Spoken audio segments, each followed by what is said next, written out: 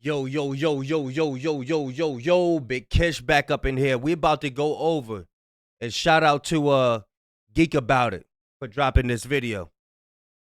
We about to go over everything that was wrong with What's the Dirt Family Matters breakdown. He going to explain like when the company man was talking about the tow truck and it having a van on it, and What's the Dirt went into the company of it, and it didn't have no point to it. Ain't had no point to it. We gonna go over stuff like that. You know what I mean? Y'all know I don't like holding y'all. Without further ado, let's get it.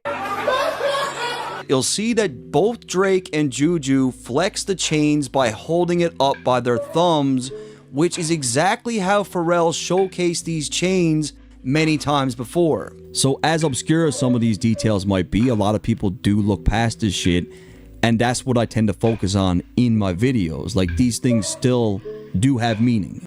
But this is how everybody has always held up their chains. You see how What's the Dirt try to make that into a rabbit hole? But it's not, because everybody hold up their chains like that. How else could you hold up your chain? How else could you do it? He wants you to hold it up by the back of the neck, make it look like you're choking yourself. That's what nah, man. It's not unique to Pharrell. And then he goes on to say these are the details that people don't normally look into, but he does. Like, no, bro, this is how everyone has always flaunted their chains. There isn't anything deep to it, trust me.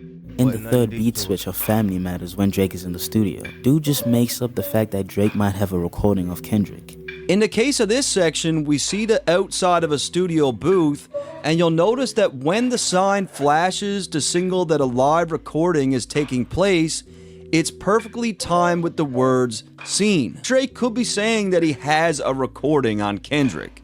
Why would that lead you to believe? Wow. And that was part of the breakdown. I didn't watch What's the Dirt Family Matters breakdown. I watched a little bit of it, reacted to it, and I kept it moving. I was like, bro, ain't no need for this thing to be this long, man. That Drake is hinting at having a recording of Kendrick. But that's not all. Here go a few other reaches that I found kind of funny. And something else I wanted to add about this video is the fact that it's very low budget. It almost looks like it was filmed with cell phones. And when we think of how Kendrick approaches his music videos, they're extremely cinematic, and I think Drake could be doing this to kind of mock him. And there are many instances of Kendrick wearing footwear where he seems to be trying to gain a couple inches. I mean, maybe it is a sore spot for Kendrick. Some of these things sound like something that a diehard Drake fan would say on Twitter, and this happens so many times in this video. There were times where we got information that we didn't need at all. These pieces of information did not affect the points brought up in the songs, so why go out your way to include them? For example, he speaks about the transporting company that transported the van in the video. But why? What significance does it have? Why do we need to know about this? Drake contracted a company by the name of Charisma Auto to transport this van, and I even dug up this company's TikTok account where they proudly announced their involvement. What's interesting about Charisma Auto is they only transport very high-end luxury. Watch how this ain't got no point to it. Watch. Exotic vehicles. And as you can see, Drake definitely has a rapport with this company, as they delivered at least 4 vehicles that I could find to him in the past. And further in the video, he goes into this guy's life story, after acknowledging that his presence in the video has zero significance to the beef or the song. This is just one of the many times this has happened in this video, and this is why I don't think it needed to be this long. So much research went into these unnecessary things, but the same energy wasn't kept for more important points, in my opinion. We'll get into this in a few moments.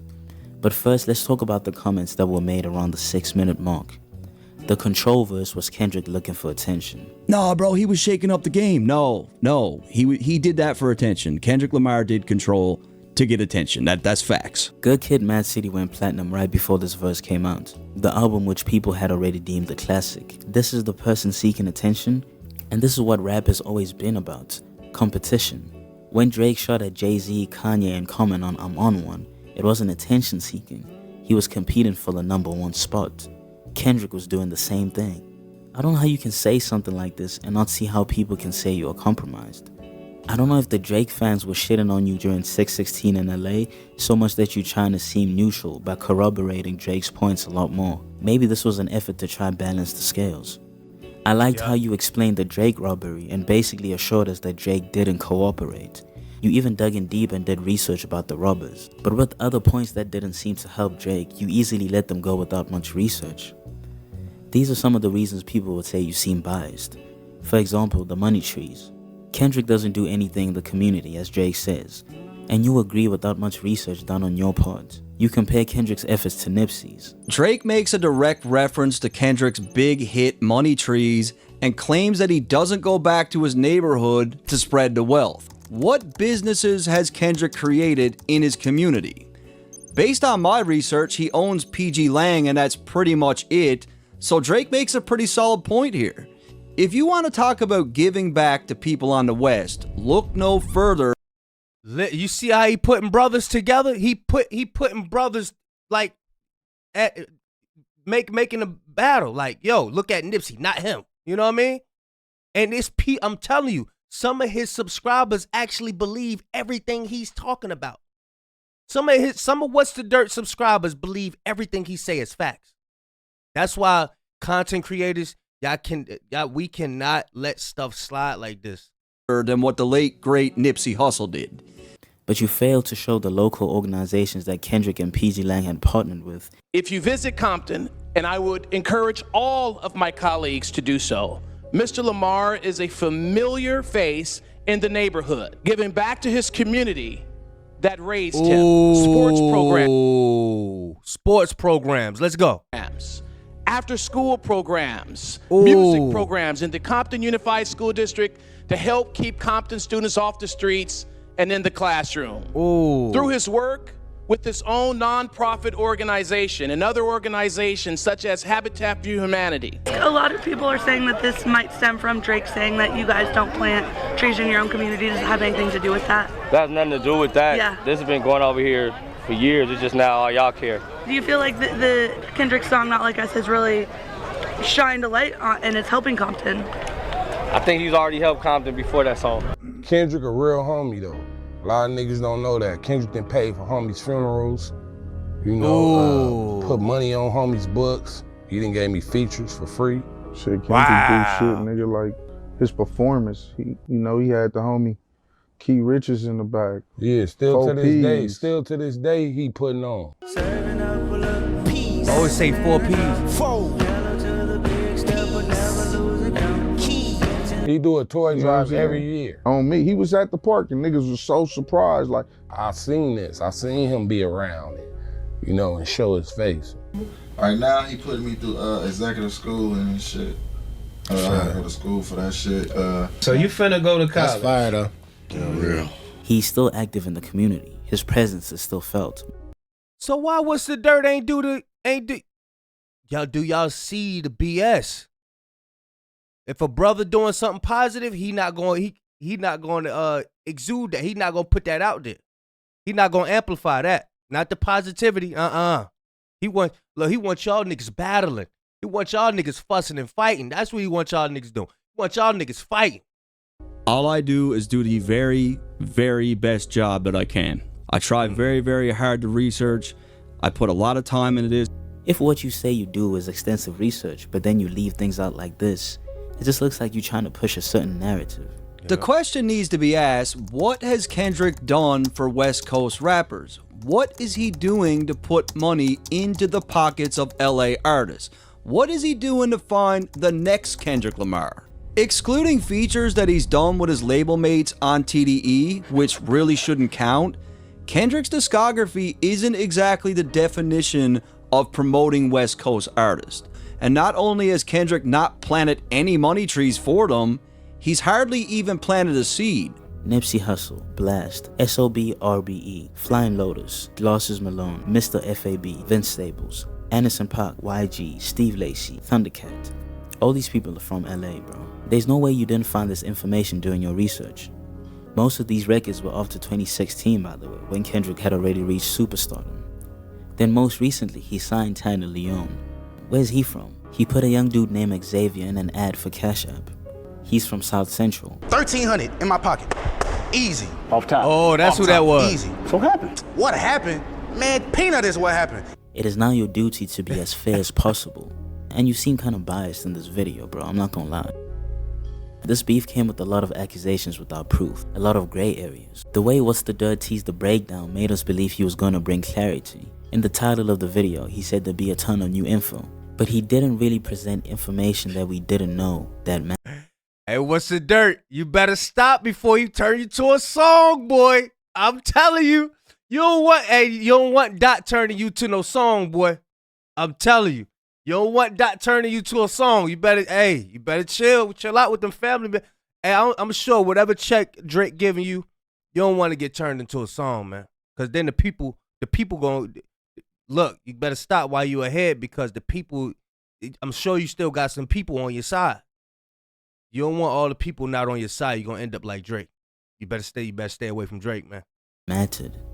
When it came to some of the damning allegations, we got nothing except what he feels. The Dave Free allegations are tough to work around because we don't know where Drake got this info from. Some people say he made it up. We don't know. I have a hunch that Drake is bang on with the co-parenting angle. Like I said before, I'm of the opinion that Kendrick and Whitney are indeed separated. I think Drake got this part bang on, but again, this is just my opinion, but ultimately, it is the furthest thing from a far-fetched take to have. Now, this is just my take, but there are people who don't understand, hey, this is my opinion. Well, this is just my take. There's some people who ignore that and take everything he says as facts. I believe they separated a while ago, and the Mr. Morale album was a form of therapy for them, and I do believe they are now co-parenting. That's just my opinion, guys. I do think Drake got this part right. Me personally, I believe that there just might be a layer of truth mixed in there somewhere that Kendrick recognized he needed to step on. This was a crucial point that needed research because it would have given Drake more credit, but we get nothing. And I believe we get nothing because the little evidence that's out there would lean more towards Kendrick and his wife still being together more than them being separated. And these things aren't hard to find. These are the things that make someone seem biased. He would cheat on Whitney and dipped into the vanilla cream at a festival in Copenhagen.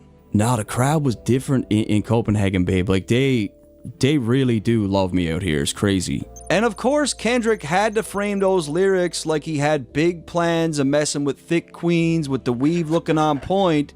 But in reality, he was gripping on a blonde ponytail and balls deep in skinny white ass.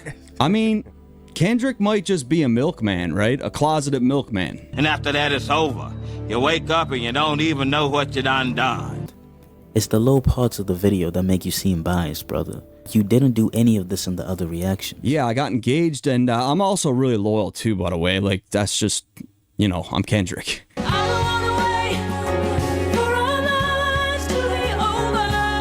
No one in their right mind is angry at you for making a Family Matters breakdown. They're angry about your approach and your clear bias. You seem to clearly be picking a side. It also seems like you shooting Drake a lot of bail with the points that didn't hit home. I think we can all agree in here that the high school sweetheart thing has been great for Kendrick, right? Right, good look. So, I think we just ignore this. I didn't say the N-word for 20 years. Bro, I could kind of tell. What do you mean by that? Damn, y'all let me know y'all thoughts, man. That was a good breakdown by Geek About It. Shout out to Geek About It. I will leave a link in the description. Y'all go subscribe to that brother. Like, comment, you know what I mean? But yeah, there's some people out there that believe everything What's the Dirt talks about is just straight facts. And yeah, man, gotta be careful. Gotta be more careful. Big Kish signing out. I'm gone, y'all.